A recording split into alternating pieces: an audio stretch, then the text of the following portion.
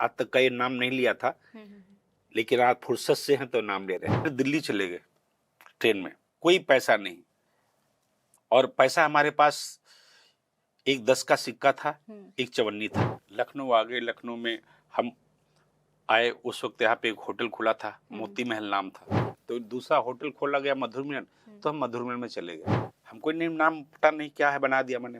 टोकरी थी, अब क्या नाम रखा जाए। बातचीत टोकरी तो बन गई, लेकिन उसकी फीलिंग पकड़ते पकड़ते 2-3 साल लग गए। उस दिन से भैया हम लोगों ने सांक नहीं ली। अब जो भी आ रहा है हमको बास्केट खिलाओ, बास्केट खिलाओ, बास्केट खिलाओ।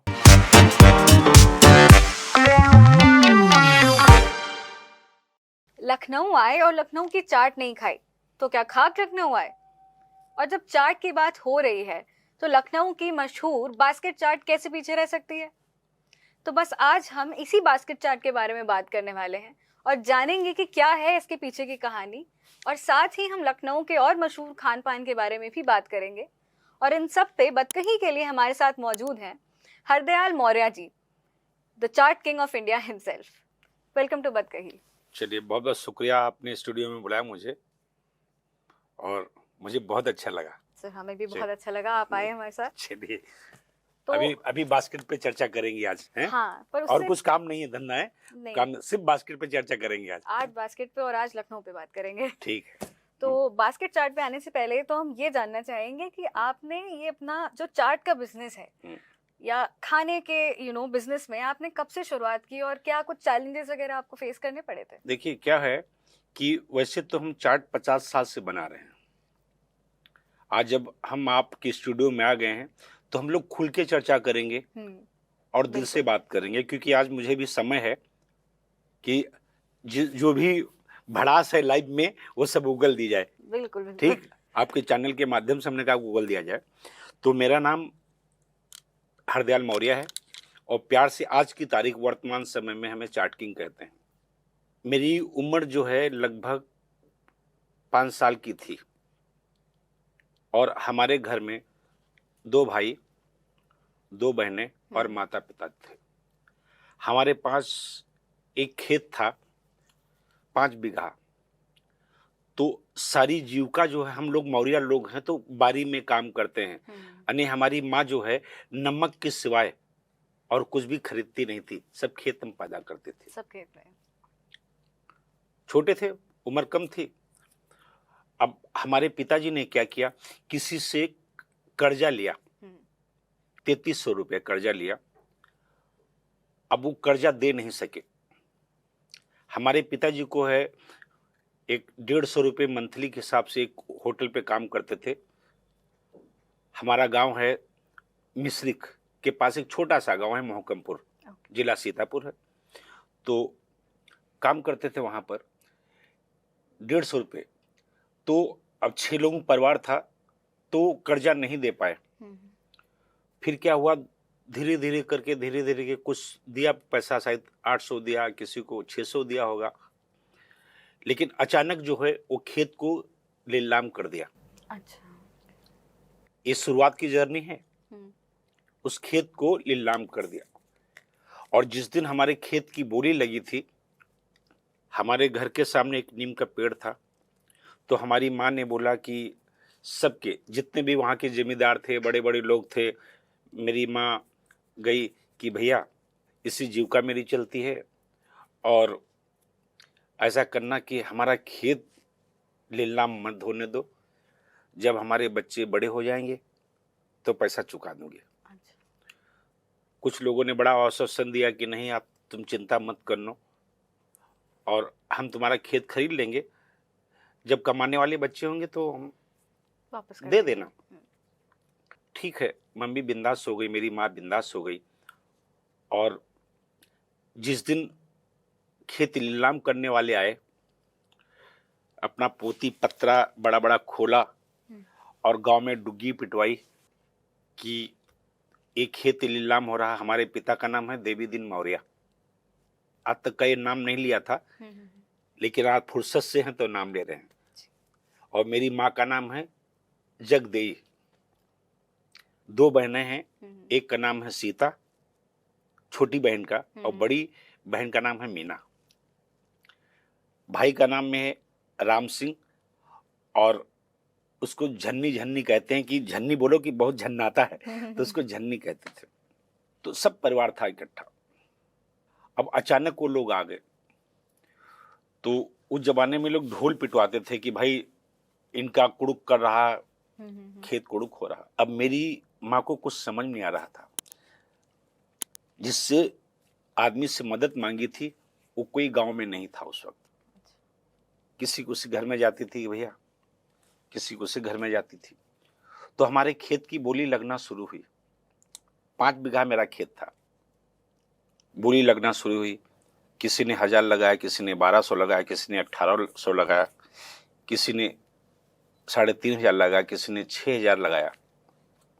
फिर भी मेरी माँ इधर ढूंढ रही थी, यानी कोई जिम्मेदार मिल जाए, कोई गांव का मिल जाए जो मदद कर बता। सके। गांव के एक बंदा है, हमारे गांव एक बिरसापुर है, तो पंडित लोग हैं वो लोग, तो उन्होंने, कोई नहीं आया मेरी माँ की मदद करने के लिए, कोई नहीं आया।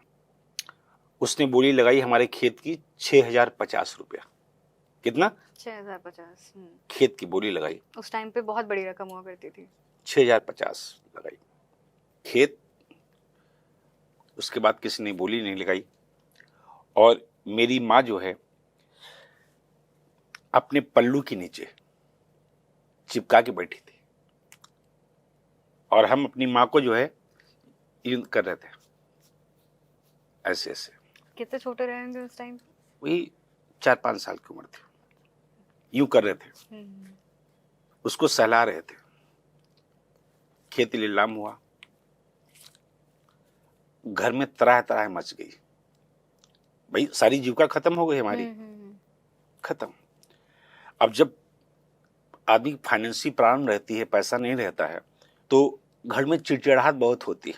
सही बात। कभी कभी हम अपने पापा से बोलते थे हमको गेहूं की रोटी खानी है, दे थप्पड़, साले तुम नवाब हो, ऐसा नवाब हो, गेहूं की रोटी भाई माने लगती थी। फिर हम लोग क्या करते थे, दिल था हमको गेहूं की रोटी खाना तो खाना, छोटे बच्चे भी थे, कुछ भी जिद तो जिद, हमने कहा खाएंगे, मारते थे।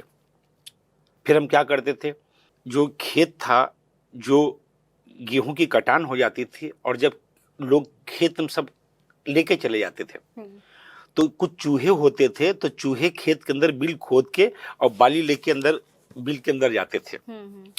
तो हम अपनी बहन को लेते थे, छोटी वाली टोकरी लिया, एक इधर थैला लटका लेते थे, झोला, और अपनी छोटी बहन को लेकर जाते थे खेत में।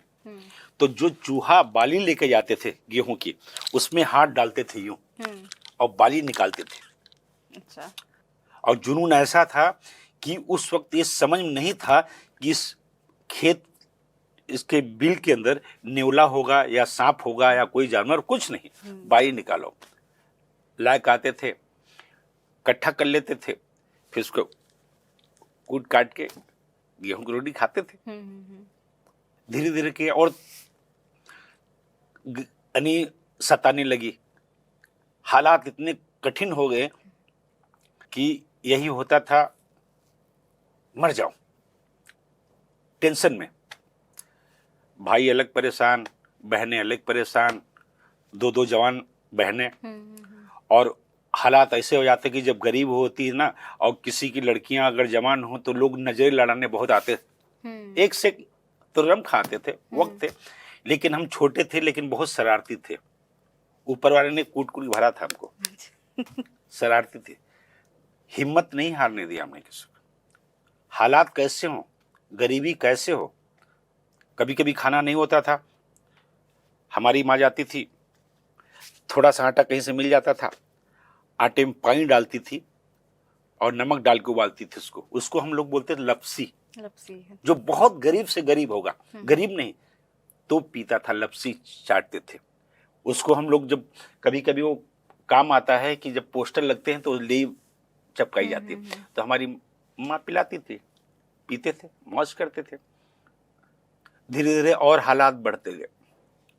एक दिन ऐसा है कि बिल्कुल घर में खाना नहीं था, मेहमान आ गए थे। अब मेहमान आ गए, घर में खाना नहीं, मेरी मम्मी ने क्या किया, कुंडी लगाई और ताला मार दिया, चली। अच्छा। जिसमें भाग जाए मेहमान लोग। चली गई।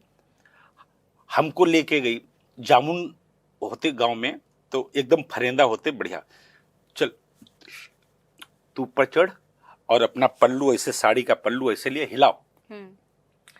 हमने दबा जामुन खाया और जामुन खाने के बाद हिलाया डाल को, ये झोली भर गई। हिलाते समय मैं ऊपर से गद्द से नीचे गिरा। अच्छा। उस डाल से कमर में चोट। यानी हिलाते समय सब कुछ ठीक ठाक था, पेट भी भर गया था, लेकिन डाल हिलाते हिलाते वो जामुन की डाल जो है, डाल साथ नीचे गिर गया और कमर टूट गई। ये कमर टूट गई, चल नहीं पा रहे थे। अब मेरी माँ रोने लगी कि किसी से बताना मत घर में, नहीं तो तेरे बाप मुझे मार डालेंगे पापा। उठा के लेके आई, दर्द इतना था कि पूछो मत। उठा के लेके आई, चले, हल्दी वल्दी लगाई, मैंने किसी से नहीं बताया। हमने कहा कि अरे बताएंगे तो हालात ऐसे ठीक हैं, ऊपर से चोट, कोई पैसा नहीं, कुछ नहीं, तो दिक्कतें बहुत हाँ जाती। माँ मारी जाएगी। ठीक, उसने हल्दी वल्दी लगाया, 15 दिन तक का नहीं बताया। धीरे धीरे पता नहीं कौन कौन सी जड़ी बूटियां कहाँ कहाँ से लेके आती थी। अब गांव भैया इतना पैसा नहीं था, कहीं से कहीं की छाल लेके आती थी, चुपड़ देती थी। हाँ अभी दर्द, हाँ ठीक है, वो भी धीरे धीरे करके ठीक हो गया।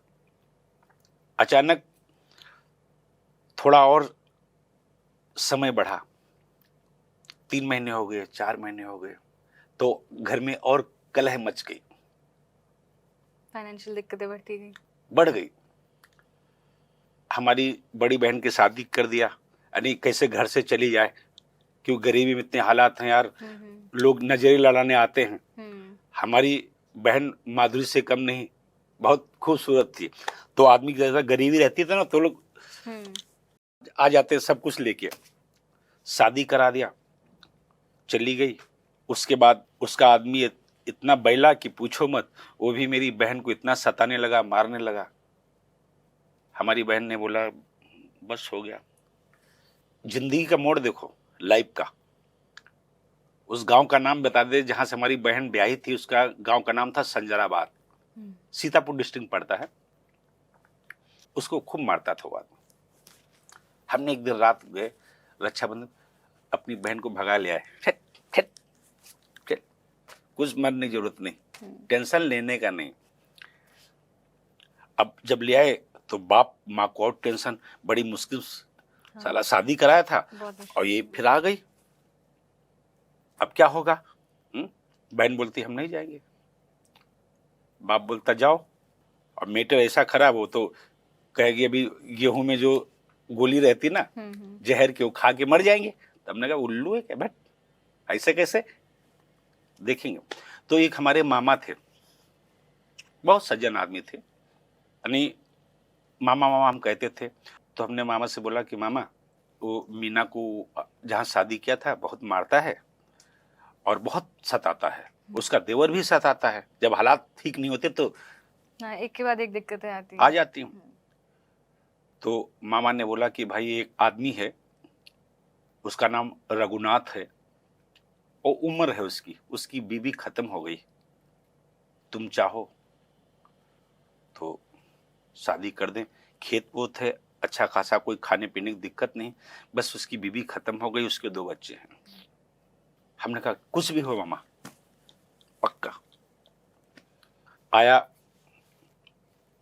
जो हमारा जीजा है, राजा आदमी यार, राजा आज भी हो।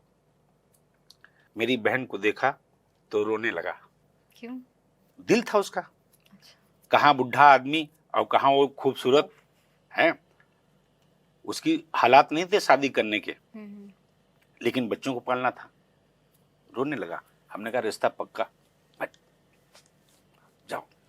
तुरंत साइकिल लेके आया था, साइकिल करील मेरी बहन को बिठाया, मेरी माँ आगे आगे, हम उसके पीछे पीछे, ये दोनों बीच में साइकिल से बहन को लेके गए। चली गई बहन। वो ससुराल वाले आए, बड़ा उधुम मचाया, इसको उठा ले जाएंगे, इसको करवा देंगे, बहुत अलग स्टोरी है। समझने वाले समझ जाएंगे हालात किस हालात से हम लोग निकले। सही बात। बहन चली गई तो और थोड़ा सा कलेश आने, छोटी बहन उसकी भी शादी करनी, उसकी भी शादी कर दी गई। अच्छा ठीक हो, भी आज की तारीख में कोई दिक्कत नहीं, वो भी चली गई। 2 बहनें चली गई, बच्चे हम और आपके भाई भाई और माँ बाप। गरीबी जा ही नहीं रही, हट ही नहीं रही थी। एक दिन पिताजी जब भी आते थे चिल्लाते थे। अब पढ़ाई हमने पढ़ने जाते थे, हमारा दिल थोड़ी लगता था, इतनी गरीबी। वहां किताब लेके अब स्कूल में जाते थे, प्राइवेट स्कूल पढ़ने के लिए, घर में खाने को नहीं और तुम हमको किताब थमा दो। मास्टर कुछ और बोलता था, सुनते हम कुछ और थे। दिल नहीं लगता था पढ़ाई में, दिमाग कहीं और चलता था। काका गंगा चाचा जाया ये सब पढ़ाते रहते थे, मास्टर बहुत बढ़िया थे। कभी कभी मास्टर लोग जब नहीं पढ़ते थे तो मुर्गा बना देते थे, उनको लगता है लड़का पढ़ नहीं रहा, मारते थे मास्टर लोग, सब झेल लेते थे। एक दिन ऐसा हुआ कि हमको स्कूल में भी मास्टर ने मारा, और जब घर आए तो मेरे बाप ने भी मुझे मारा। दोनों जगह से हमारी ठुकाई अच्छी खासी हो गई थी। दिसंबर का महीना था, बहुत ठंडी थी। हमारे पास एक नेकर थी पटरा वाली, शायद आप जानती होंगी, पटरे की नेकर पहनते थे नाड़ा वाली, और एक बंडी थी सेंडो बनियान, सेंडो नहीं, उसमें डॉट डॉट डॉट डॉट छेद छेद हो गए थे, उसे डेली धोते थे, उसे पहनते थे। दिसंबर का महीना था, कम से कम दोपहर के 1 बजा था। और जब मार पड़ी तो एक गांव के लोग हैं, उनका नाम बद्दल है, वो मुझसे बचाने के लिए, अरे नहीं मारो देवी भाई, मत मारिए देवी भाई, मत, नहीं आज इसको मारेंगे मारेंगे। जुनून था। उस दिन मैं तुरंत भागा घर से। तो हमारे गांव के पास एक बर्मी है जहां से गाड़ी निकलती थी पैसेंजर, शायद शाम हुआ, उस गाड़ी पे मैंने बैठ लिया। जीवन में कभी ये नहीं सोचा था हम कहाँ जा रहे हैं, कौन सा शहर है, कभी जिले का नाम नहीं मालूम, कुछ नहीं। वो ट्रेन कहाँ लेके गई मुझे, तो वहां से आप फिर फरार समझ लो, फरार। निकल गए। आज किसी गांव में जाओगे ना तो रूह कांप जाए। बैठे, लखनऊ आए, लखनऊ से फिर दिल्ली चले गए ट्रेन में, कोई पैसा नहीं। और पैसा हमारे पास एक 10 का सिक्का था, एक चवन्नी था, वो भी नीम के जो वो गिरते बारिश में गल्ले जिसको बोलते, तो उसको धुल के बेच के लेके आए थे। तो अलबट्टी में नेकर में यहाँ पे खोस लिया था ऐसे से करके वो पैसा। और बहुत तेज भूख लगी मुझे, तो जिस ट्रेन में मैं बैठा था वहां पर मूंगफली के जो है बोरियां लगी रहती थी, बोरियां लगी। तो बोरी में जो सिलाई होती थी ना, उसमें थोड़ा थोड़ा छेद रहता था, तो चुपके से उंगली से निकाल लेते थे एक मूंगफली, यूं खा लेते थे। अचानक मुझे पता नहीं ये ट्रेन कहाँ ले जाएगी, ट्रेन में बैठा, हमको ये भी नहीं पता इसमें टिकट लिया जाता ट्रेन के अंदर। सब बैठे तो हम भी बैठ गए, हमको क्या पता इसमें टिकट लिया जाता ट्रेन में, इतना था ही नहीं। अचानक टीटी आ गया, टिकट लाओ, ऐसे किया, दे थप्पड़, बजाया। हमसे बोला तेरे बाप की ट्रेन है? हमने बोला हाँ। अब यही समझ में आ रहा है हम बोल क्या रहे उससे। हमने कहा हाँ। एक इधर मारा, एक इधर मारा। छोटे थे, उससे बोला चल घर पे चल। ट्रेन उतरी, मुझे घर ले गया। और वो याद है कि कानपुर के पास वो जगह थी शायद रूरा स्टेशन, वहां घर लेके गया।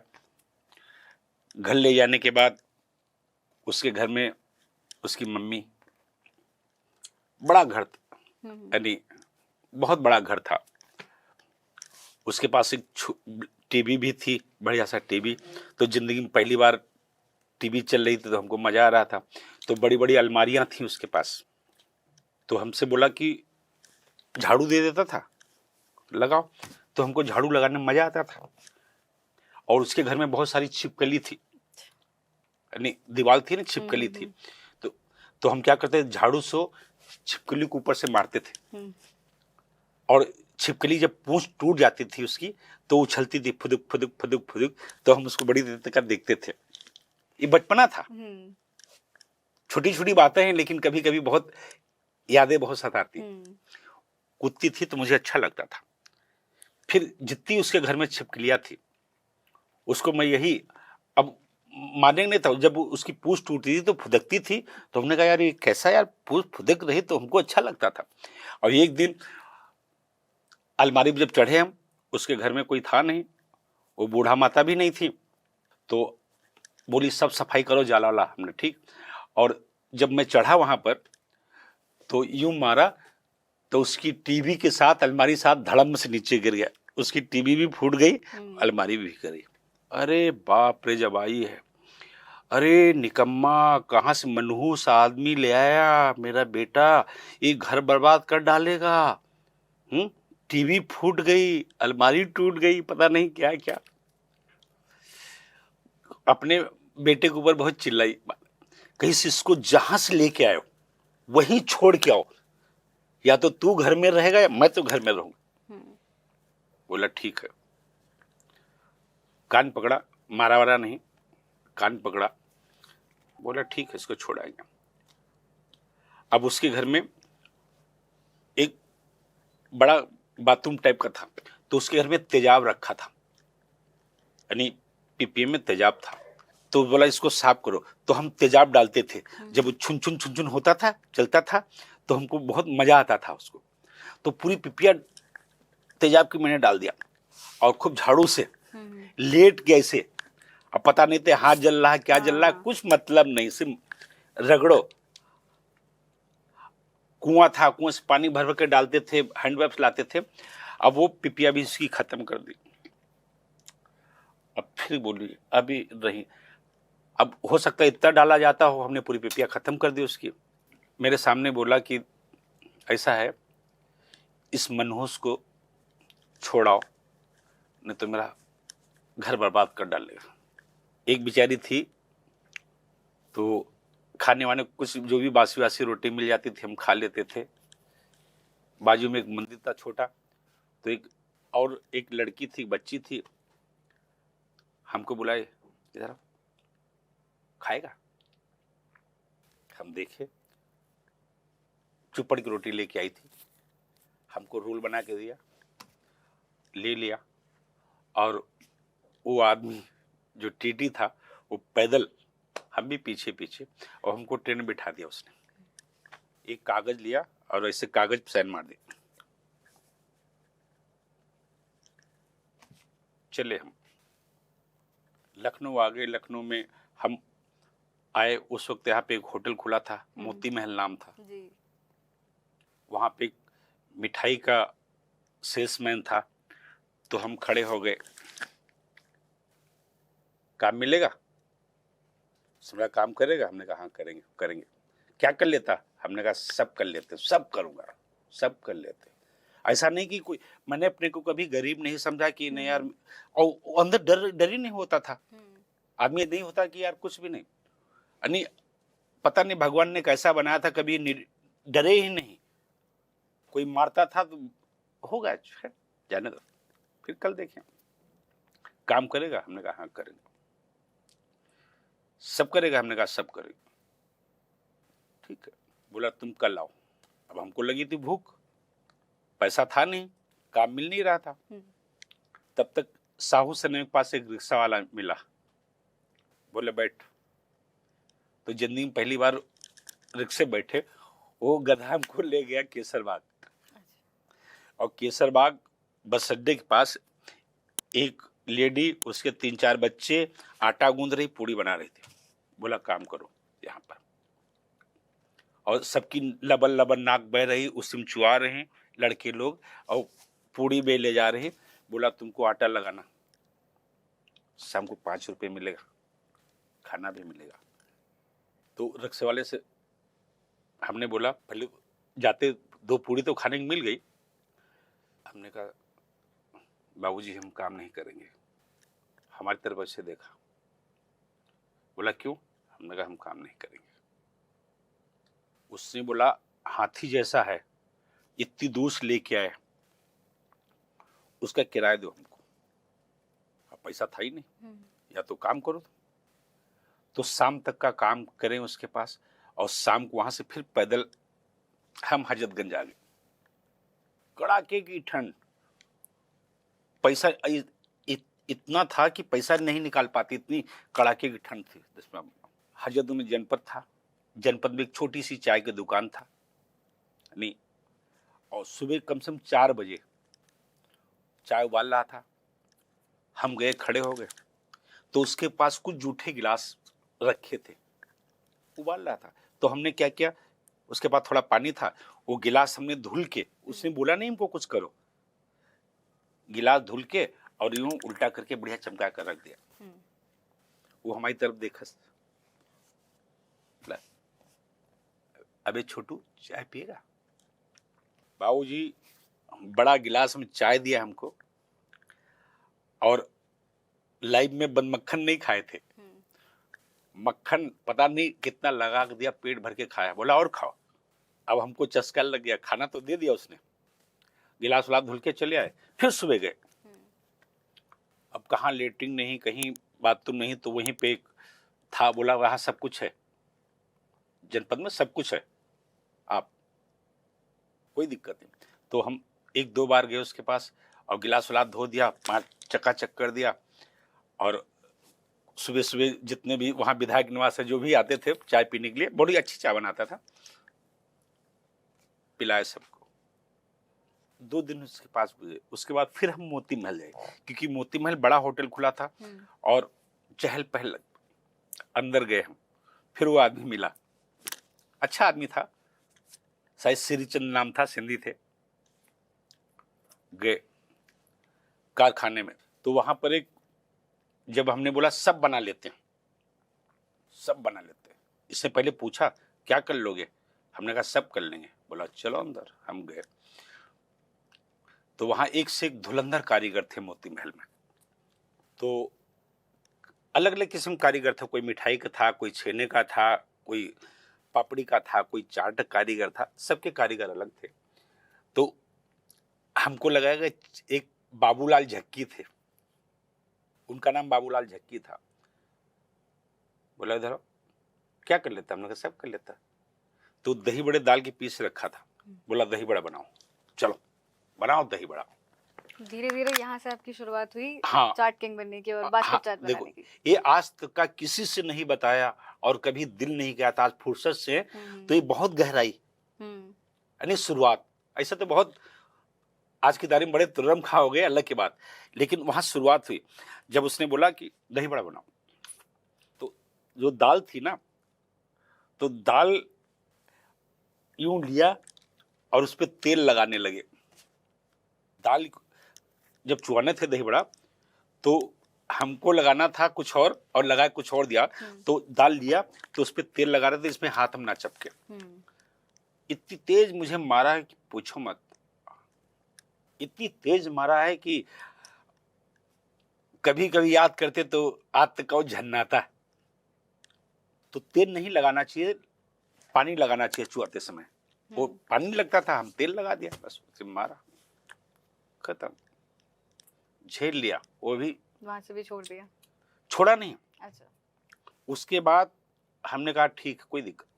ये क्या करते हैं कि सारे कारीगर अपने अपने कपड़े काले काले एकदम, और जाते समय किसी को गमछा है, किसी के पास क्या है, सब डाल देते थे इसे। हम क्या करते थे, बड़े कढ़ाई रखते थे, कढ़ाई में सबके कपड़ा एक साथ डाल दिया और सोडा डाल देते थे, यानी साफ करने वाले कपड़ा धोने सोडा डाल दिया, और खूब उबलने देते थे उसको, उबले। और फिर लोहे की एक था और एक लकड़ी की थी, और दे धनाधन खींच और निचोड़ कर रख देते थे। तो एक कारीगर लोग थोड़े दिन देखे, बड़े खुश हो रहे, ये तो चकाचक करता, छोड़ा नहीं, सबके बांध के रस्सी डाल देते थे, सब खुश हो जाते थे। थोड़ा और समय बीता, 2 चाट बनाने वाले कारीगर थे जो बनाते थे, और ये आते थे 8 बजे 9 बजे, और हम सारा सामान तैयार करके उससे बढ़िया क्वालिटी नंबर 1 और रख देते थे। अब उसका कोई काम ही नहीं भाई, कुछ काम ही नहीं, बस आता भटूरा ठोकते रहो। सब बोलने लगे क्या आदमी है यार, सुबह 4 बजे उठेगा, रात को 12 बजे चाट के बर्तन धोएगा, और ये कारीगर हैं, इनको कुछ करने नहीं पड़ता है, सब तो यही कर लेता, तो इतनी तनख्वाह देने के क्या मतलब है। सही बात है? अब वो हमारे ऊपर गुस्साने लगा, तुम मत क्या करो, कुछ मत क्या करो। अरे नहीं नहीं, हमको मजा आता था। यानी छोले लो, जो भी जितना भी था सब बनाकर रख देते थे, आराम से आता था, बढ़िया बैठ के सुट्टा मारता था, बीड़ी, चाय ले आओ वे, चाय ले आओ, चाय भी ले आते थे, बीड़ी भी ले आते थे, उसका सब कुछ ले आते थे उसके लिए। धीरे धीरे उसको सेटल हो गया, आराम से हो, मालिक भी अच्छा था, सब कुछ अच्छा था। उसी मालिक ने फिर एक होटल खोला। अब 1984 में इंदिरा गांधी को गोली मारी गई, तो हम लोग हजरतगंज में उस वक्त थे, शायद आप पैदा नहीं होगी, पता नहीं, भगवान जाने। ये बड़ी राज की बातें हैं। तो इन्होंने एक होटल खरीदा, मधुर मिलन, तो वहां पर हम चले गए, भेज दिया जाओ। अब हमारी इनकी नहीं जम रही थी भाई, अब कह रहे थे बनाओ मत, और हम बनाएंगे, मजा आ रही थी आपको, हमको मजा आ रहा था, तो नहीं जम रही थी। तो दूसरा होटल खोला गया मधुर मिलन, तो हम मधुर मिलन में चले गए, वहां करने लगे। वहां भी 5-10 साल किया आराम से। और वहां से हम लोग क्या किए कि पैसा था नहीं हमारे पास, तो हमने यार जुगाड़ किया कि एक दिल करने लगा कि चलो कुछ अलग काम करते हैं। तो अलग ऐसा काम किया कि यहां से हर साल जो है माता वैष्णो देवी साइकिल से जाने लगे। किससे? साइकिल से जाते थे। साइकिल से। और साइकिल के पीछे एक दान पेट कर रखी थी, दान पेट का यानी बॉक्स रखा था। तो जिस दिन हम जाते थे अमीनाबाद से, तो ये समझ लो कि तनख्वाह तो हमको इतनी मिलती नहीं थी, 1400-1500 थी, लेकिन वो दान पेट क्या भर जाती थी। कोई 10, कोई 5, कोई 100, कोई 50, सब पैसे डाल डाल के और खूब फूलों से लाद देते थे। तो हमको चस्का लग गया। मैंने 8 बार उसके बाद माता वैष्णो देवी गए साइकिल से। बहुत टाइम भी लगा होगा साइकिल से जाने में। 7 दिन यहाँ से जाने में लगते थे और 7 दिन आने में, 14 दिन का टूर था। उसके बाद तो एक से एक तुर्रम खा जाते थे हमारे पास। सबको टीम 50 लेके जाते थे, 50 लोग, चलो वे चलते घूमने। सारे हालात ठीक हो गए।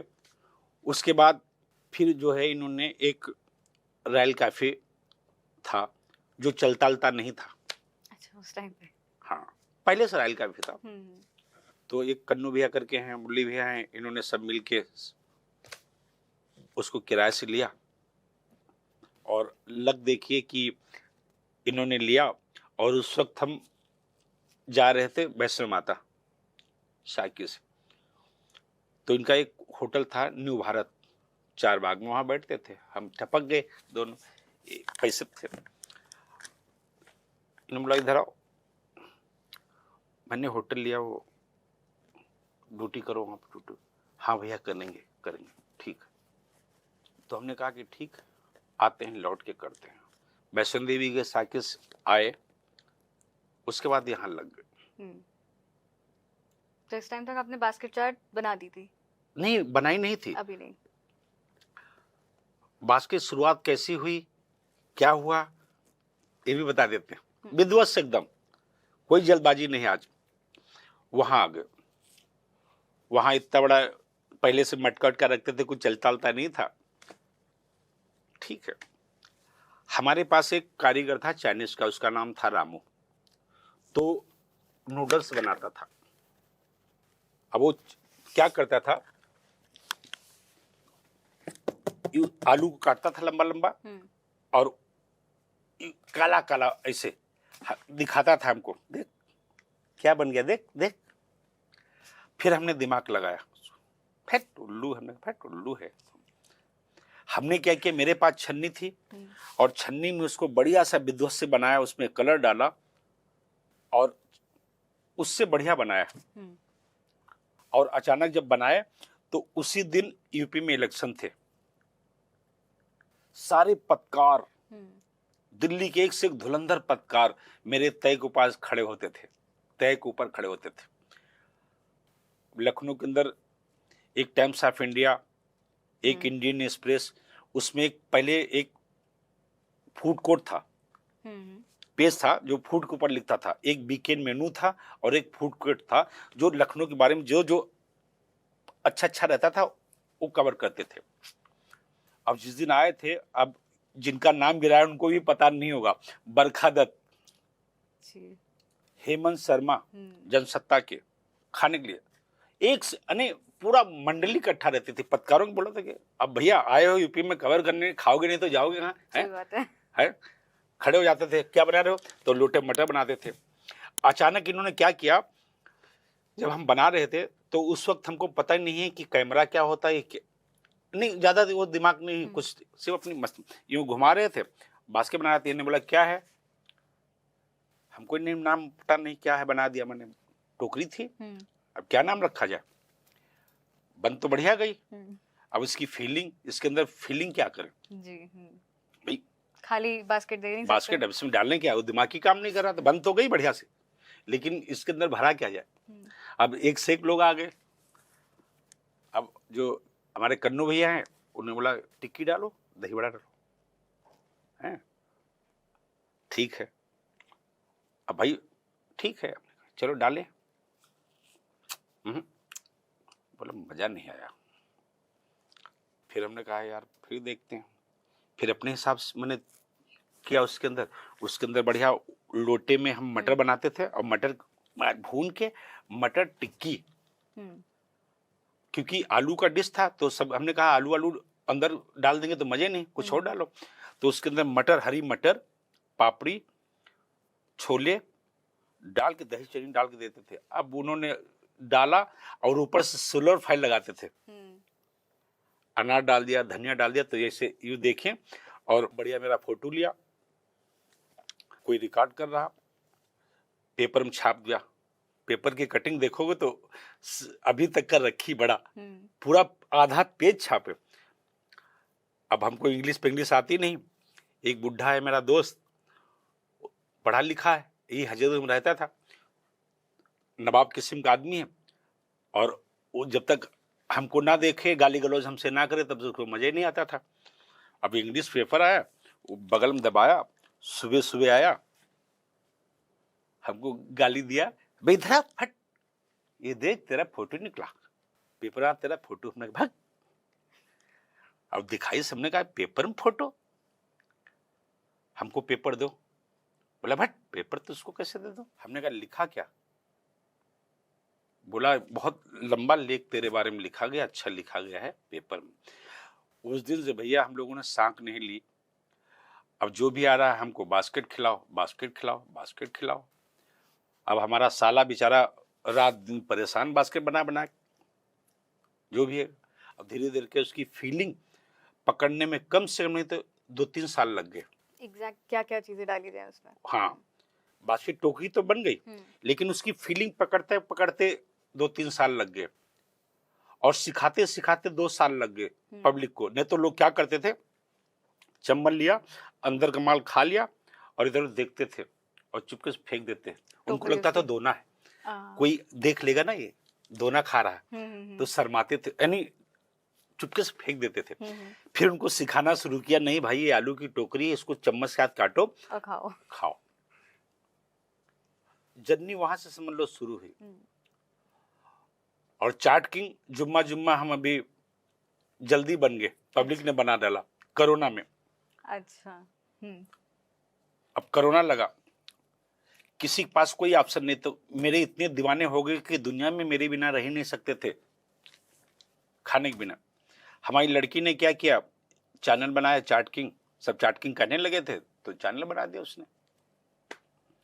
चैनल बनाया तो कर्फ्यू लगा था, कोविड में तो निकलना बंद था, और हम घर में थे, हम भी कहीं नहीं जा सकते थे। तो हमने कहा करें क्या, तो बढ़िया से हमने कहा कि चावल बना, दाल चावल बना, तो चटनी बना लेते हैं सिलवट्टे पे। तो वही सिलवट्टे पे चटनी बना रहे थे, अन्य धनिया पुदीने मिर्ची चटनी बना रहे थे और सामने टीवी लगी थी बढ़िया से फर्स्ट क्लास। तो इधर हम चटनी बना रहे थे और उधर पुलिस जो है पब्लिक को पीछे से दे लाठी, दे धनाधन, दे धनाधन, दे धनाधन। एक पुलिस वाला मारता था, दूसरा मारता था, तीसरा, क्योंकि कर्फ्यू लगा था। अब मुझे हंसी लग रही थी उसको देख देख के। जिधर देखो बहुत तगड़ा पिटाई हो रही थी, पुलिस मार रही थी। एक पुलिस वाला यहाँ से मारता था डंडा, फिर दूसरा खड़ा था, दूसरा मारता था, वो भागता जाता था, तीसरा लो, चौथा लो, ऐसे मारता। मुझे इतनी हंसी लगी कि बाप रे, मेरे अंदर दिल के अंदर आया कि यार मैं अगर बाहर निकलेंगे तो यही हाल मेरा होगा और घर में कुछ ना काम करूं अगर, तो ये जड़ी बड़ी चिल्लाएगी। तो अंदर अंदर से हंसी किया और लग रही थी वो वीडियो वो तुरंत चैनल पे डाल दिया अपना। यूट्यूब बारे में कुछ पता नहीं हमको, क्या होता है यूट्यूब, क्या कुछ नहीं चलाते थे। उस वीडियो को लोगों ने 100 मिलियन लोगों ने देख लिया। अब वीडियो उसके बाद हम डालते गए और लगता था इसको 10 लाख देखें, डिलीट करो। हमको डिलीट बढ़िया करना था, डिलीट करते, इसको इतने देख लिया, चलो भगाओ, सबको भगाओ। तो डिलीट करते गए सारे वीडियो। लास्ट में पता चला यार ये क्या कर रहा है, ये पागल है क्या, इतने लोग इसको चाहने वाले, इतने लोग इसको देखते हैं, डिलीट करता जा रहा। आगे सब लोग कहने लगे यार नहीं नहीं डिलीट मत करना, इससे पैसा मिलता है, पैसा मिलता। मैंने कहा हाँ ठीक है। तुरंत आया, मेरा एक दोस्त था, उसने सब बनाया, अकाउंट बनाया ICICI बैंक में। हर महीने डॉलर बरसने लगे, खूब डॉलर आते रहते। आज आराम सो जाओ, जिंदगी में कुछ करने की जरूरत नहीं लाइफ में। पहले का जितना संघर्ष रहा है, हाँ। तो क्योंकि काफी ज्यादा आपने बताया कि उथल पुथल मची थी लाइफ में, तो आई थिंक ये उसी का एक फल है कि उतना पेशेंस रखा, उतने मेहनत करी, उस लगन से आपने जो काम किया है, आज उसी का तो फल मिल रहा है। नहीं देखिए, अब क्या हमने किया कि कोरोना में सब कुछ सिखाना शुरू किया मैंने। अब बहुत सारे लोग होते हैं कि यार आउट ऑफ कंट्री में रहते हैं, उनका भी दिल मचलता है खाने के लिए और हमारा दिल मचल रहा बनाने के लिए। हमने क्या किया, सबको रजाई में लेटे लेटे आलू टिक्की में इतना अरारोट डालो, इतना नमक पड़ेगा, जीरा पड़ेगा और ऐसे ऐसे करो, सिखाने लगे। अब जब सिखाने लगे, अरे जितने भी वीडियो डालें लोग भयंकर देखने लगे। आज तो हम ऑफलाइन कुकिंग क्लास शुरू किया, हमारी फीस 1 लाख रुपए है भाई। 1 लाख रुपए फीस लेते, 10 दिन का कोर्स है। अब हम समय नहीं, सबको पहले फ्री सिखाया, अब 1 लाख रुपए फीस लेते, ऑफलाइन क्लास है मेरा। और पहले बता देते सीखना है तो तैयार होके आना। ऐसा नहीं कि हम एसी में बैठ के सिखाएंगे या एग्जॉस्ट फैन लगाएंगे, पंखा लगेंगे। हम भी लतपत रहेंगे पसीने, तुम भी लतपत रहोगे। जो 50 साल का अनुभव था उसको 10 दिन में मैंने शेयर कर दिया, सबको सिखा दिया। उसके बाद ही हमारे दीवाने बढ़ गए, हम उनके दीवाने हो गए, मेरे दीवाने होंगे, सिलसिला आज तक का जारी है। क्या बात है। अच्छा, आपने बताया ना कि लखनऊ की जो चाट है, तो बाहर भी आप लोगों को सिखाते हैं, कई लोग जो चाहते हैं कि खाना चाहें, खुद बनाना चाहें। हाँ। तो जो लखनऊ की चाट है ना, उसमें एक अलग ही स्वाद है, एक अलग ही मजा है। तो बाकी जो आप देशों में जाए, या फिर देशों की तो बात छोड़िए, बाकी आप शहरों में अगर जाएं, हाँ, तो वहां पे ऐसी चाट टेस्ट थोड़ा अलग रहेगा। नहीं देखिए, हर आदमी जो है अपने हिसाब से बनाता, हर आदमी का अपना एक टेस्ट होता। तो लखनऊ की चाट को कैसे, मतलब वो अलग कैसे है बाकी? देखिए, लखनऊ की जो चाट है, लखनऊ जो है दुनिया में प्रसिद्ध है, स्वाद के नाम से जाना जाता है। चाहे कुछ भी खाओ आप, चाहे पूड़ी खा लो, चाहे खस्ता खा लो, चाहे मटर खाओ, चाहे चाट खाओ, कुछ भी खाओ लखनऊ। तो लखनऊ आज की तारीख में पूरी दुनिया में प्रसिद्ध है। सही बात। और किसके नाम से? खाने में तो प्रसिद्ध है, मेहमान नवाजी में भी उसके आगे है, उसकी तहजीब अलग है। हमने भी बहुत कुछ लखनऊ से सीखा।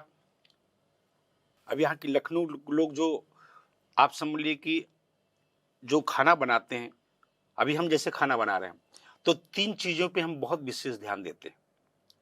एक है मैन्युफैक्चरिंग डिपार्टमेंट, दूसरा है क्वालिटी कंट्रोल, और तीसरा है जो सबसे महत्वपूर्ण है, वो है कस्टमर रिलेशन। तीनों में से एक भी टूट गया ना, शटर बंद, जिंदगी में कभी होटल लाइन का नाम नहीं लेगा। और तीनों हम उसको मैनेज करते हैं और तीनों में हमको बहुत आनंद आता है। लखनऊ ऐसा है, देखिए लखनऊ में अच्छे लोग भी हैं, हर जगह अच्छे लोग भी हैं और बुरे भी लोग हैं, हर जगह मिलेंगे। लेकिन जो लखनऊ की चाट है, हमसे भी लोग अच्छी बनाते हैं। ऐसा नहीं कि हम बहुत अच्छी बनाते हैं, लेकिन हम एक चीज को जन्म देके उसमें महारत हासिल किया है, वो है बास्केट चाट हमारी। आलू टिक्की हम पैदा नहीं थे, उससे लोग बनाते हैं और बहुत कुछ बनाते हैं लखनऊ के अंदर, बड़े बड़े तुर्रम खां चाट बनाने में। लेकिन वो क्या है, कुछ लोगों ने के वो बर्दाश्त नहीं कर पाए तो सक्सेस नहीं हो पाया। पैसे कमाने का आदमी क्या होता है कि तुर्रम खा हो जाता है, देखो नक्शेबाजी आ जाती एकदम, चला भैया हो गया। हमने भी जिंदगी में बहुत गंवाया भी और बहुत कमाया भी, लेकिन आज हम सब कुछ संभाल के रखते हैं। अच्छा, तो आपने इतने सालों से जो चार्ट आप बना रहे हैं, हाँ। तो ये जो आपने भी बताया ना कि आप क्वालिटी का, मैन्युफैक्चरिंग का, कस्टमर रिलेशन, सबका बहुत ध्यान रखते हैं, तो इतने सालों से ये कंसिस्टेंसी कैसे मेंटेन करी है आपने कि स्वाद भी वही है और कस्टमर्स के साथ में आपके रिलेशंस भी हमेशा से बहुत अच्छे रहे? नहीं, क्या होता है कि मेरा एक अनुभव है। ऐसे तो हमारे पिताजी 50 साल से तो हम बना रहे हैं, इसके पहले हमारे पिताजी बनाते थे।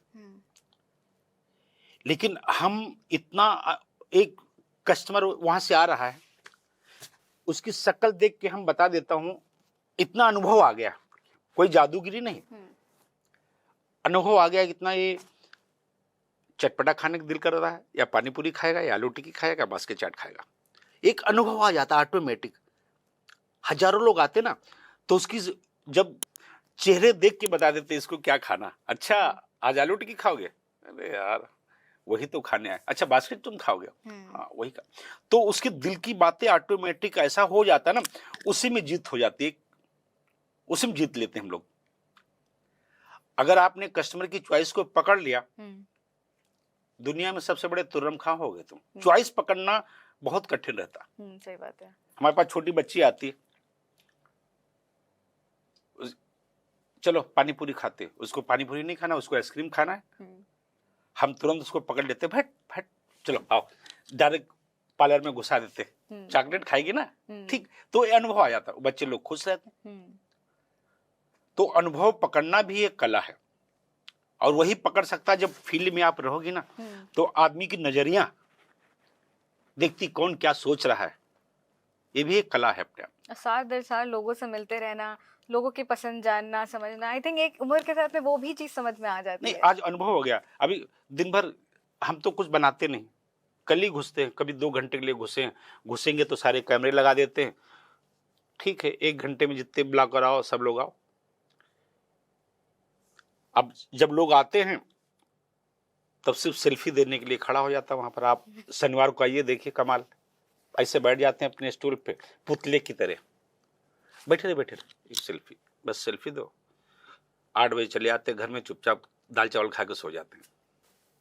क्या बात है। बाकी आई थिंक आपने जो कस्टमर्स के साथ में आपकी जो बातचीत रही, इंटरेक्शन रहा, तभी इतना प्यार भी वो म्यूचुअल रहा है कि वो रिस्पेक्ट आप भी दे रहे हैं, वो भी दे रहे हैं। प्यार देखिए, अगर हम जो आपको देंगे वही लौट के आएगा। सही बात। ये विधि का विधान है। अगर तुम मुझसे प्यार करोगी तो मैं भी तुमसे प्यार करूंगा, तुम गाली दोगी तो मैं भी गाली दूंगा। तो विधि, जो हम देते हैं वही लौट के आता, और जो देते हैं हमें लौट के मिलता। तो हमने जीवन में प्यार बांटा है, आज मुझे प्यार मिल रहा है।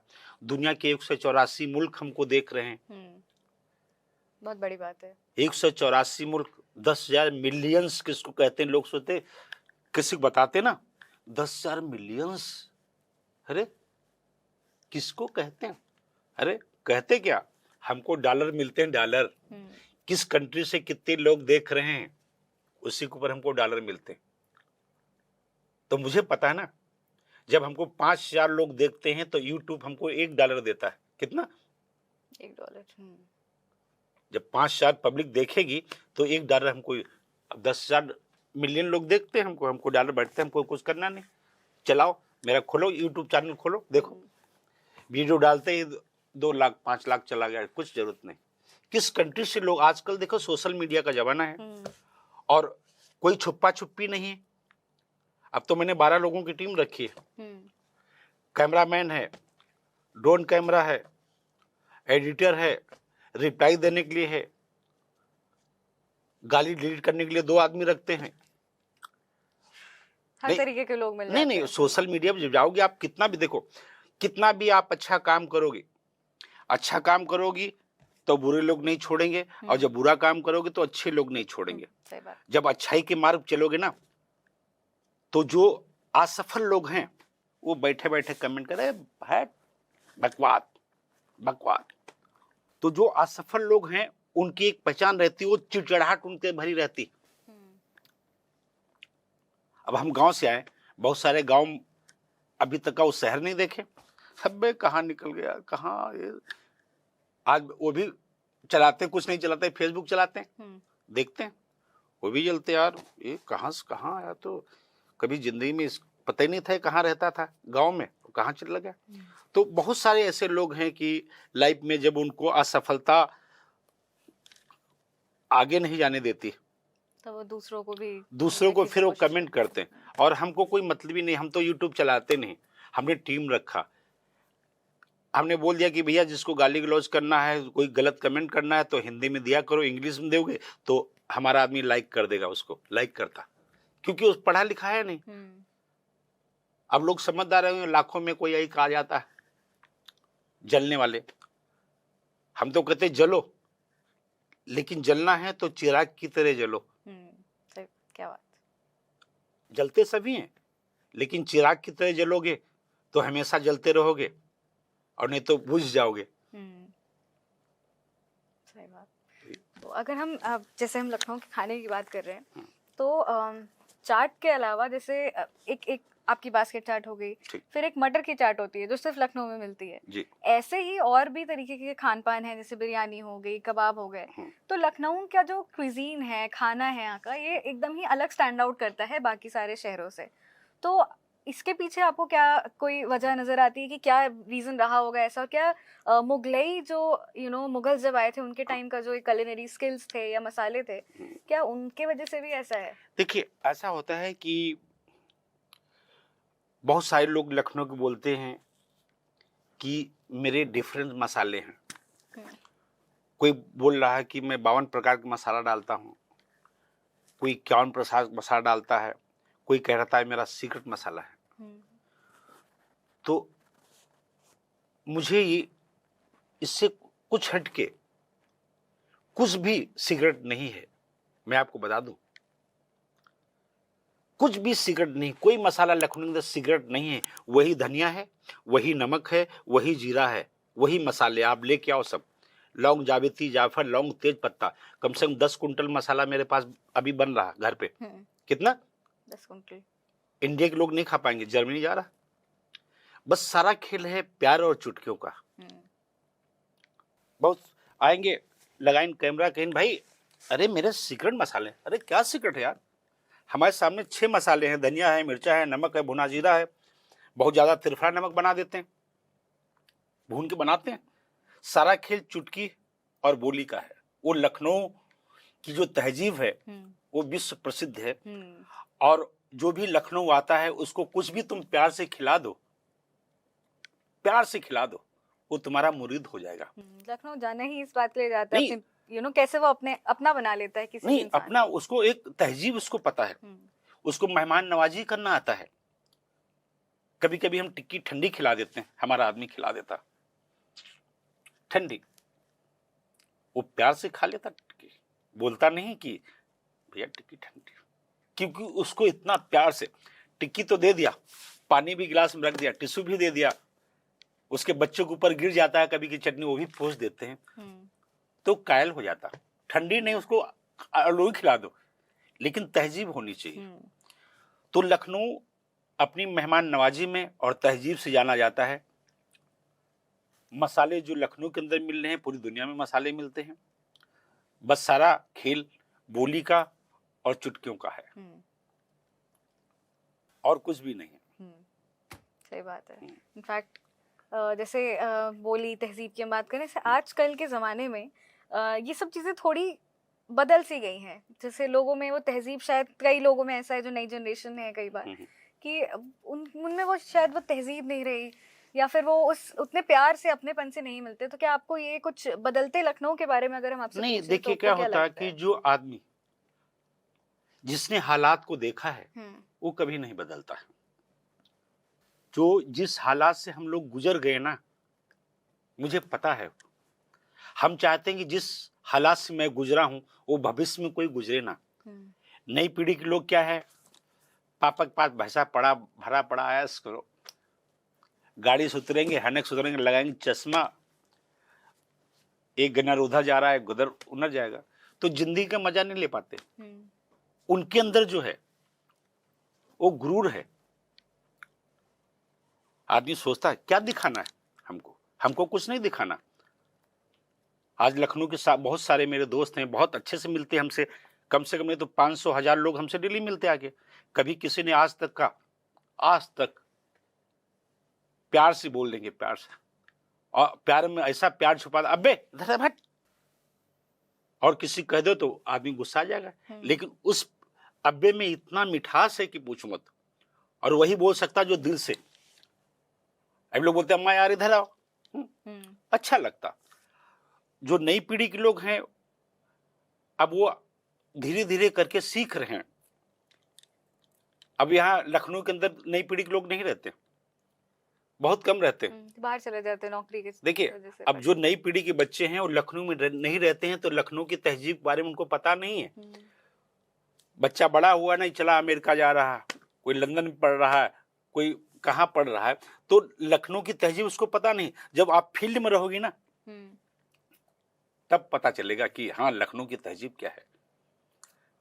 नई पीढ़ी के लोग आपके सामने बैठेंगे उठेंगे, जब साथ चलेंगे, मार्केट में जाएंगे, लोगों का चाल चलन कैसा है, किस तरीके से लोग बात करते हैं, तो उनको ज्ञान आता है। और जब आर्टिक बड़ा हुआ नहीं कि चलो भैया विदेश जा रहे हैं, इंग्लिश में बात करेगा, लखनऊ वालों को इंग्लिश आती नहीं, अपनी लखनवी भाषा में लोग बात करते हैं, प्योर हिंदी में बात करते हैं। वही उनको एक अलग स्टैंड आउट करता है। हाँ, अब पुरानी पीढ़ी के लोग हैं, अच्छे अच्छे लोग हमारे। तो आपका भी जैसे लोगों से इंटरेक्शन बना रहता है, तो कहीं ना कहीं आपने ये चीज पर्सनली भी तो महसूस की होगी। नहीं, महसूस करता रहता हूँ, कभी कभी महसूस करते। बहुत सारे बच्चे लोग आते हैं, खाने पीने के आएंगे, खाया पिया, पैसा फेंका, यूं चलो निकलो। तो अच्छा, आपने जितना भी आपका काम रहा है ये सारा लखनऊ में ही है कि आप बाहर भी जाते हैं? नहीं, अभी देखिए हमारा जो काम है, मैंने लगभग कम से कम 22 ब्रांचें मैंने डाल दी है अपनी। अच्छा। और 2024 में हमारा टारगेट था 100 ब्रांचें डालने का, तो हमने काफ़ी लोगों को फ्रेंचाइजी दे दिया है।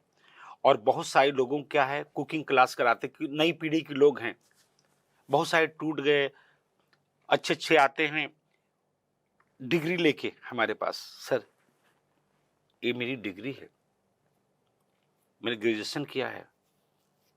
कोई कहाँ से बताता, कोई कहाँ से बताता, बड़ा अफसोस होता। हमने कहा मैंने जीवन में कोई डिग्री नहीं लिया, कोई पढ़ाई लिखाई नहीं की, लेकिन जीवन में प्रैक्टिकल बहुत जरूरी है, अनुभव चाहिए। तो हमने जीवन में, हम पढ़ने जाते थे, बताया ना कि लोटा बेच की किताबें आती थी, नहीं पढ़ा जाता था, लेकिन जिंदगी में अनुभव बहुत जरूरी है, एक प्रैक्टिकल बहुत जरूरी है। कोई भी काम करोगे, अब पढ़े लिखे लोग आते हैं, इंग्लिश फर्राटेदार बोलते हैं, आदमी अंग्रेजी नहीं बोल पाएगा, लेकिन मेरे पास आते हैं, सर नौकरी मिलेगी। मैंने कहा भाई नौकरी तो मिलेगी, लेकिन हमारा पढ़ने निकले कोई काम नहीं। अगर तुम कढ़ाई मान सकते हो, कारीगर के पीछे जाओगे, वो भी धुलंधर रहता, कढ़ैया मंजवाएगा, हैं पतीला साफ करवाएगा, ये कर सकते हो तो बताओ। लेकिन नहीं सर मेरे साथ डिग्री है, तो शर्माता है आदमी, क्योंकि लाइफ में प्रैक्टिकल बहुत जरूरी है। तो प्रैक्टिकल की बात कर रहे हैं, और आपने बताया कि आप लगभग 50 सालों से आप काम कर रहे हैं, यही चार्ट बना रहे हैं, और लोगों के साथ में आपका इंटरेक्शन रहा है। तो क्या आपको बदलते समय के साथ में लोगों के स्वाद में कोई बदलाव नजर आया है? नहीं आया, हाँ बिल्कुल आया।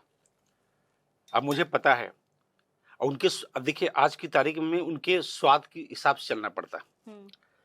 अब जैसे बारिश का मौसम है, तो मुझे मालूम है बारिश में क्या चाहिए, उसको चटपटा चाहिए, टकाटक। नहीं बरसात के मौसम में दही डालिए, नहीं, कुछ बारिश मौसम अलग है, ठंडी में अलग है। लखनऊ वालों की जुबान है बड़ी मीठी, लेकिन चाहिए चटपटा। चटपटा चाहिए। हाँ। तो आदमी की चॉइस देखिए, अब आपकी चॉइस के हिसाब से हमें बदलना पड़ता। अब हम आलू टिक्की में प्याज नहीं डालते हैं, नहीं हमको भैया प्याज खाना है, नहीं हमको चाहिए, रखते हैं प्याज, लो भाई डाल लेंगे। मैंने उसकी चॉइस, कोई भी चीज हुई, और जिसने किसी की चॉइस पकड़ लिया तो सक्सेस मार्केट में। हम भले कितनी आलू टिक्की बढ़िया बनाते हैं, लेकिन उसकी चॉइस अपने हिसाब से बनवाएगा वो। बहुत सारे बच्चे लोग आते हैं, दही नहीं खाएंगे, चटनी नहीं खाएंगे, उनको सूखी आलू टिक्की चाहिए, सिर्फ नमक डाल के, जैसा नींबू डाल दो। एक मांगेंगे, नहीं अंकल एक और, वो भी खत्म, अंकल एक और दो। तो उनकी चॉइस है, नहीं करते। तो उनकी चॉइस के हिसाब से हम लोगों को चलना पड़ता, और जिसने चॉइस पकड़ लिया सक्सेस मार्केट में। बिजनेस का तो रूल ही है कि जब तक कस्टमर की चॉइस को, पसंद को ना समझे, तब तक नहीं, आगे कैसे बढ़े। देखिए आपकी पसंद क्या है, अब हम बोलेंगे नहीं मेरी पसंद नहीं है, हमें आपके हिसाब से चलना होगा। आपकी जेब कितनी ढीली करनी है, कितनी नहीं ढीली करनी है, वो पता है। तो आपकी चॉइस के साथ चलेंगे तभी हम लोगों को माल मिलेगा, नहीं तो कस्टमर चला जाएगा। सही बात है।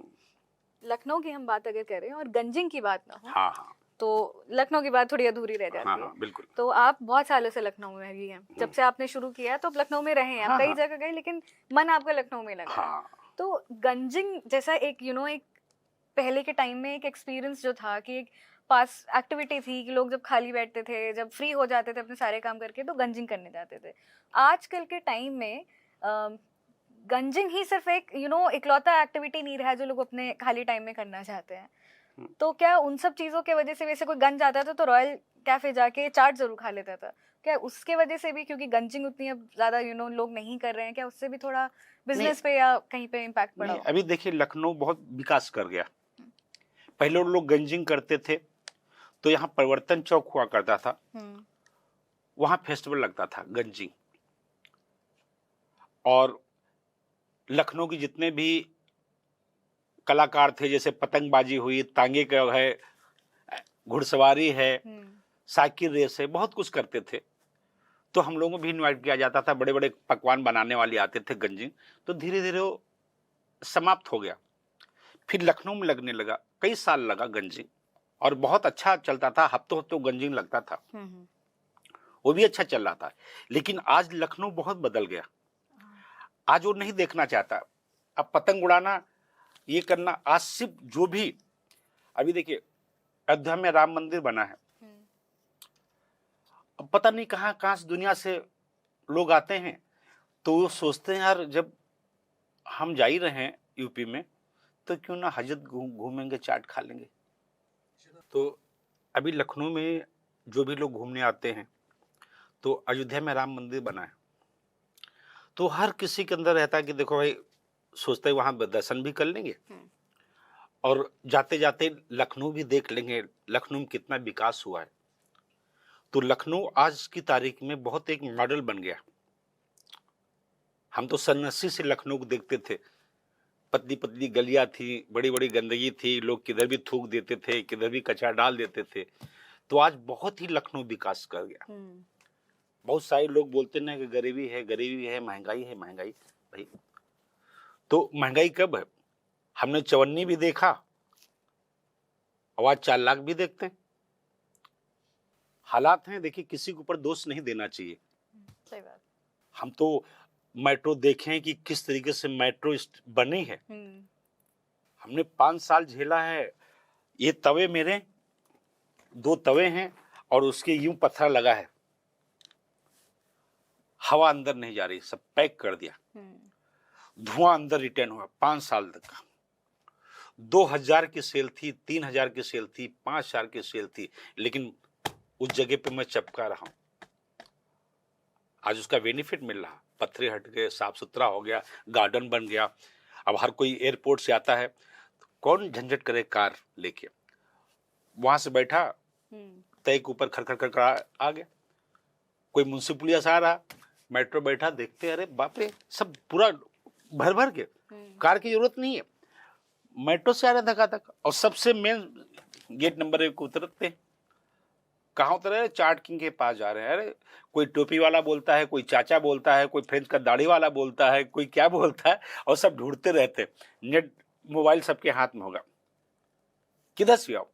तो ये भी बहुत बड़ी बात है भाई। सही बात है। और धीरे धीरे देखिए आदमी विकास तो करते ही करता है। आज छोटे थे, आज बड़े हो गए, तो विकास तो सबका होना। वहां महंगाई को कोई सवाल नहीं। संघर्ष आपके लाइफ में बहुत रहा है? नहीं, बहुत रहा। देखिए सोच है यार, महंगाई जब ही होगी, जब अमीर बनोगे तभी तो महंगाई होगी। आप सोचो, अब हम लोग कार से चलते थे, आज प्लेन से जाते हैं, और दिल करता नहीं यार 20 कोच में बैठेंगे, 20 कोच में। प्लेन पे भी देखिए महंगाई कहाँ से, जैसे पैसा आएगा वैसे महंगाई बढ़ेगी। आज हम लोग भी गवर्नमेंट बढ़िया टैक्स देते हैं, टैक्स पेड है भाई, और उसी टैक्स से विकास हो रहा है। अच्छी बात है। हम तो कहते हैं हर इंसान को टैक्स बनना चाहिए, जो भी है, और उसी से कमाओगे तो टैक्स तो देने देना है, तो टैक्स दो, गवर्नमेंट को टैक्स दो, उसी पैसे से विकास होता रहता है। बस एक आखिरी सवाल आपसे मैं पूछना चाहूंगी कि जैसे जो नई जमाना है आजकल, जो न्यू जनरेशन है, डिजिटाइजेशन हो गया है, हर इंसान के पास एक गैजेट है, और आजकल लोग फूड ब्लॉगिंग वगैरह बहुत करने लगे हैं और डिजिटल मीडिया यूज़ कर रहे हैं, सोशल मीडिया यूज़ कर रहे हैं। तो क्या ये सोशल मीडिया का यूज़ और ब्लॉगिंग वगैरह जो हो रही है, इससे भी बिजनेस पे कोई इम्पैक्ट पड़ा है? और लखनऊ की ऑडियंस कैसे? देखिए सोशल मीडिया आज की तारीख में एक बहुत बड़ा प्लेटफॉर्म है वर्ल्ड में, और सोशल मीडिया ऐसा होता है कि हर बच्चे के हाथ में, हर किसी के हाथ मोबाइल है, और उस पे क्या होता है, आज गूगल है। पहले लोग जमाने में कहानियां सुनाते थे, तो आज गूगल कहानियां नहीं, वो आपकी सत्यता खोज के आपके सामने रख देता है। तो सोशल मीडिया आज एक तारीख में 20 के लिए बहुत बड़ा प्लेटफॉर्म है। बस आप एक्टिव हो, ईमानदार रहो, आप सोशल मीडिया पे समझ लो उस्ताद हो पूरे। और आपके वीडियो से कह रहे भी सोशल मीडिया पे लोग देखते हैं और लोग आते होंगे मिलने? नहीं, हाँ, और लोग आते हैं हमारे तो वीडियो, आप देखिए कितने मिलियंस लोग देखते हैं हमारी वीडियो, और यही हम गलत वीडियो बनाएं, सोशल मीडिया राजा को रंग बना देगी, रंग को राजा बना देगी। आप गलत करके देखो। बिल्कुल सही। भाई जितनी जल्दी आदमी उठता है सोशल मीडिया पे, उतनी जल्दी गिर भी जाएगा। ऐसा नहीं कि आज आदमी के नाम, शोहरत, दौलत मिल गई तो कुछ भी कर डालने, क्या यार? नहीं, आज हम भी डरने लगे यार। मैं तो सोचता रहता हूं काश यार कोई गलती ना हो जाए। जो लोग सोशल मीडिया पे थू थू करने लगे, तो एक डर भरा रहता। नाम कमाना समझ लो आसान, लेकिन मिटने में देर नहीं लगेगी। व्यापार भी ऐसे है, हमारा व्यापार बहुत अच्छा चलता है, सोशल मीडिया पर अच्छा चलता है, फर्स्ट क्लास चलता है। सबके साथ बात होती है, फेस टू फेस बात होती है, देखते हैं, चेक करते हैं, आके देखो आके भाई। और कोई भी सोशल मीडिया पे काम करने से पहले एक दूसरे को जानना बहुत जरूरी। आज 90% जो है व्यापार सोशल मीडिया पे चल रहा है। कितना? 90%। सही बात। 10% बचा है जो बुजुर्ग लोग हैं, उनके पास शायद किसी के पास मोबाइल नहीं है, घर में लेटे लेटे चलो टीवी देख रहे हैं। लेकिन 90% आज की तारीख में सोशल मीडिया बहुत स्ट्रांग है। सही बात। हम लोग भी सोशल मीडिया पे हैं, एक्टिव हैं। अच्छा, आप भी हो? हाँ, हम तो जुम्मा है, हमको तो पता ही नहीं था। हम तो जिंदगी में कभी ना यूट्यूब, ना फेसबुक, ना इंस्टाग्राम, कुछ भी नहीं चलाते थे। वो कोरोना से पहले थोड़ा चलाना शुरू किया। इसके पहले तो हम फेमस थे, लेकिन फेस टू फेस जितने भी क्लाइंट थे हमारे फेस टू फेस आते थे। हमारे मोबाइल भी नहीं था तो बना, लेकिन फेमस उस वक्त भी थे। लेकिन आज सोशल मीडिया ने बहुत अच्छा प्लेटफॉर्म दिया है, और हम उम्मीद करते हैं ये प्लेटफॉर्म हमेशा बरकरार रहे। बिल्कुल। किसी को प्रतिष्ठा को तकलीफ ना हो। सही तरीके से इस्तेमाल किया जाए तो बिल्कुल नहीं। इसको सोशल मीडिया ने आपको ऐसा प्लेटफॉर्म दिया है तो उसको सही तरीके से यूज करना चाहिए। भाई यूज करोगे तो लाइफ आपकी हमेशा चलती रहेगी। 90% जिंदगी सोशल मीडिया पे चल रही है। हर आदमी देखिए सुबह खोलेगा, नींद नहीं आएगी, कोई इंस्टाग्राम चला रहा, कितने व्यूअर बढ़ रहे हैं, किसने कौन सा कमेंट किया, क्या किया, तो सारा खेल सोशल मीडिया का। ऐसा कोई नहीं है कि ना देखता हो। पर इसी से लोग जुड़े भी रहते हैं आपस नहीं में, जुड़े नहीं रहते। मिल पा देखिए रहे। आज कितने पुराने हमारे दोस्त थे, भटक गए थे। हमारे पास कोई फेसबुक नहीं था, हमने फेसबुक से जुड़ना शुरू किया। फेसबुक पे आते ही सब दोस्त लोग, अरे यार ये तो बुढ़ा हो गया, छोटू ऐसे बोलते हैं लोग यार। हमने कहा यार क्या देख लिया। तो बहुत बड़ी बात है, एक से एक पुराने बिछड़े हुए लोग सोशल मीडिया पे मिल जाते हैं। सही बात है। इंस्टा पे मिल जा रहे हैं, सब जगह सोशल मीडिया पे आपको मिलेंगे। जिसको ढूंढना हो सोशल मीडिया पे आ जाओ, ऑटोमेटिक मिल जाएगा। बिल्कुल। आपने मुझे अपने स्टूडियो में इनवाइट किया, इसके लिए आपका बहुत बहुत शुक्रिया। बहुत बहुत शुक्रिया हमारे शो में आने के लिए, बहुत मजा आई आपसे बात करके। तो ये थी हमारी बातचीत chaat king of India Hardayal Maurya ji से, और जाना हमने कैसे वो चाट किंग बने और कैसे उनकी बास्केट चाट इतनी फेमस हो गई। और साथ ही हमने थोड़ी बहुत बात की कि लखनऊ का खाना कैसे बाकी शहरों के खाने से अलग है, कैसे उसको एक आउटस्टैंड करता है बाकी जगहों के खाने से। तो बने रहिए हमारे साथ में, हम आपके लिए और भी ऐसे लोगों को लेके आते रहेंगे हमारे माध्यम से जो लखनऊ से जुड़े हुए हैं और जिन्होंने लखनऊ को लखनऊ बनाया है। और हमारे वीडियोस और आप देखते रहें, और हमारे चैनल बेसिक फंडे क्लियर को सब्सक्राइब करना ना भूलें।